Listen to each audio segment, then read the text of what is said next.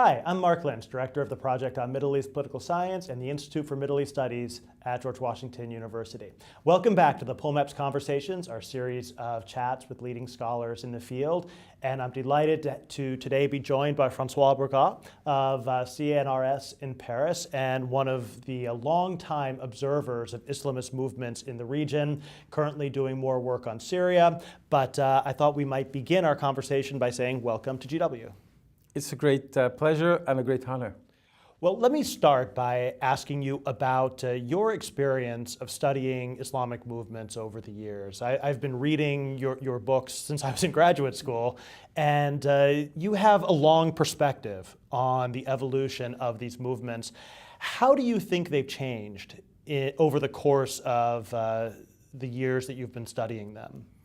Why, they indeed changed more than I did in my in my approach of the Islamic movement. In just a few words, my theory, my angle was to say that there is no Islamic thinking that would not change. There is a period of history where citizens of an entire area which has been dominated by the West through colonial power, whose culture has been marginalized, devalorized through the hegemony of the West, who is against willing to use what is perceived as the homemade terminology, who is willing to speak Muslim, as I put it.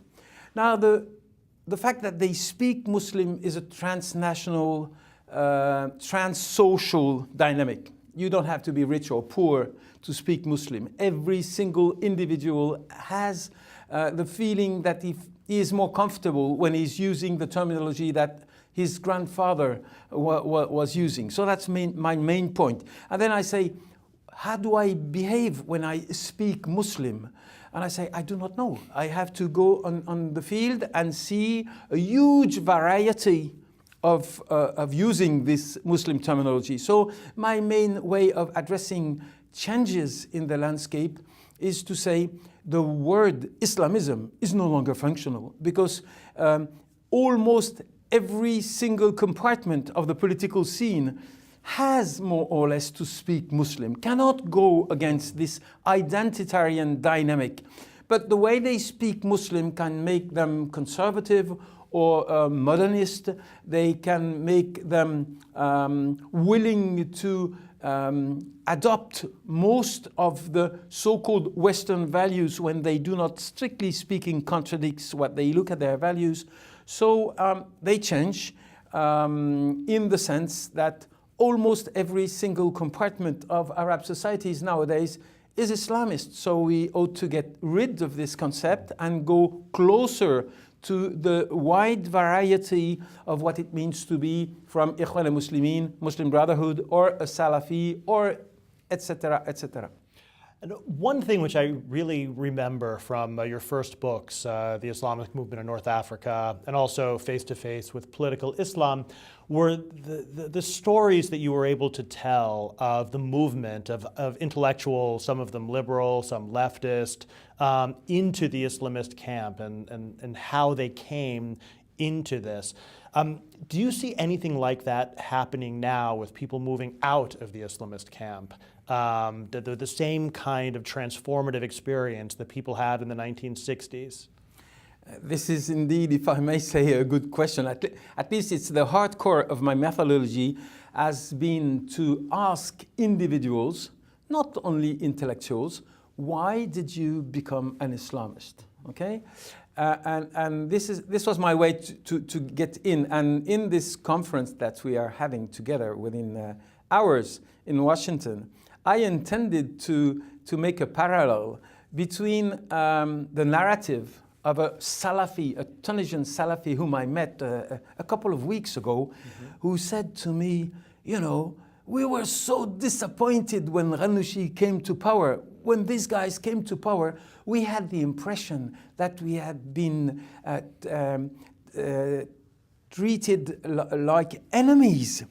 And this sounded very strange in my brain because it reminded me the very same discourse of Ghannouchi 20 years ago, labeling the Islamists les vaincus de l'armée de Bourguiba, those who were defeated by Bourguiba, in the sense that our situation in terms of being Muslim became worse when the Tunisians took over than it was with the colonial power.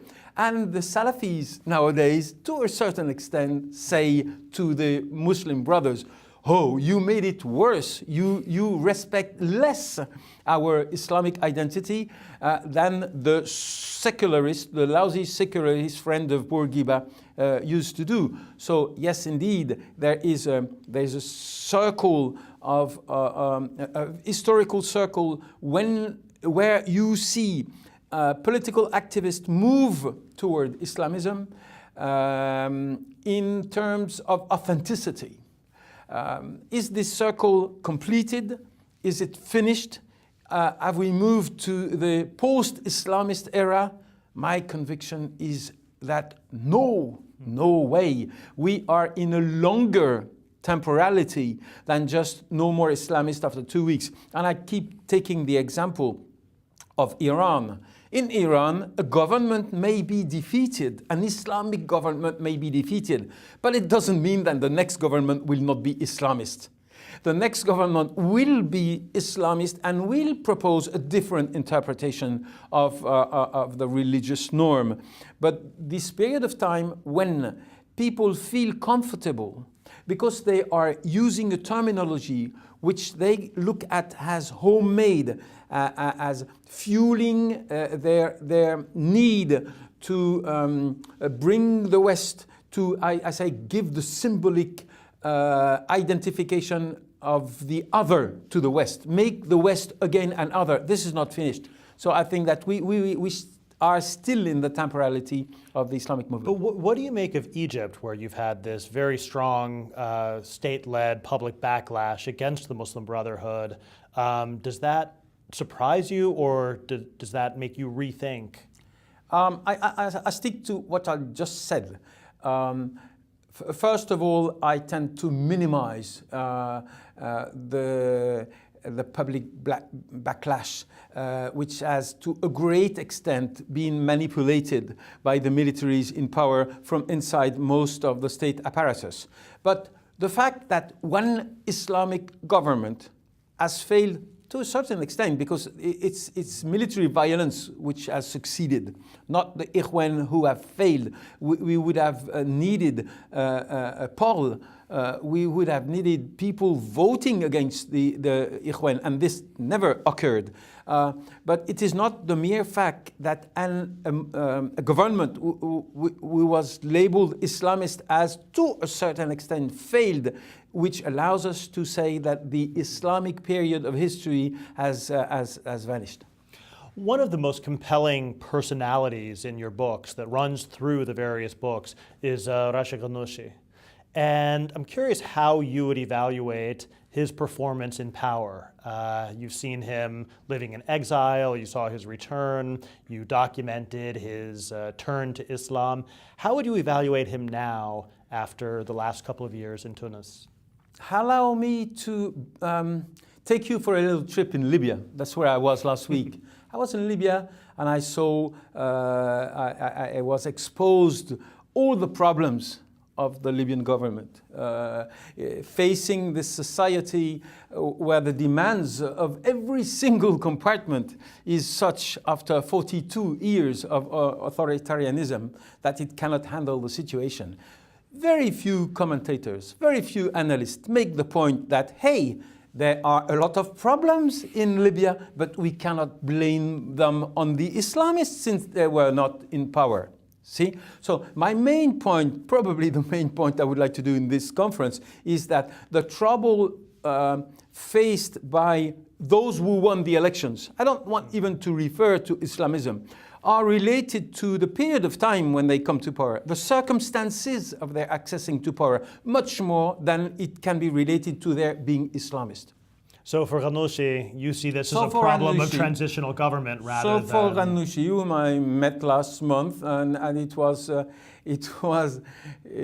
there was some emotion because Ghannouchi, whom I had met a year ago in Doha, said, "See, François, you were the one who was right," because very few analysts would say that they were going to win elections when they were tortured and expelled in exile. So Ghannouchi, I think, has had to face this very specific combination of opposition in Tunis, which are a very vocal, very radical leftists who know they have no popular support. Because those who are the most vocal against the Islamists, they made 3% in the ballot boxes. We should remember. But this coalition of the 3% vocal left with the forces linked to the previous regime is, and the sympathy of the Western environment, and the sympathy of many Arab leaders, whom I label the dictators without borders. Those who are not so happy that a popular mobilization could end such a nice regime as the Algerian one or the Saudi or the Emirati. They had to face all these difficulties, local and regional. And what they have done is kind of deserve some kind of a medal, because they stepped out of power without violence, and they are getting ready for a new democratic examination through the polls. And let me tell you my prospect. The fact that they will be out of power for the next 2 years will demonstrate that those problems which have been faced by the Tunisian society were not, in their vast majority, the result of the government being partly Islamist. It was the result of the very specific period of time which they have to face after so many years of authoritarianism. So you think we're still very much within an Islamist era? Yeah, we are not out. We are not out. But we will be out of an Islamist era, first of all, when we will see a counter ideology, another dream than the Islamic one. A dream, not a counter ideology. I see nowadays in this part of the world no reservoir of dream except in the Islamic vocabulary, as being, as I have said and repeat, as being the home-made resource that we can oppose to the still harsh hegemony of the West. All right, thank you, François Burgat. Thank you for joining us with the POMEPS Conversation Series, and thanks for coming to Washington. Thank you.